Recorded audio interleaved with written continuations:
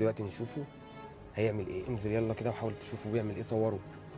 دخل قعد في الكافيه وطلب أكل وشرب وبدأ ياكل ويشرب، وهنا قررنا نكشف الحقيقة. دلوقتي يا جماعه هو قاعد في الكافيه واحنا شفنا اللي حصل، نزل حاجه يشربها وحاجه ياكلها، فانا دلوقتي هدخل افهم منه هو عمل كده ليه.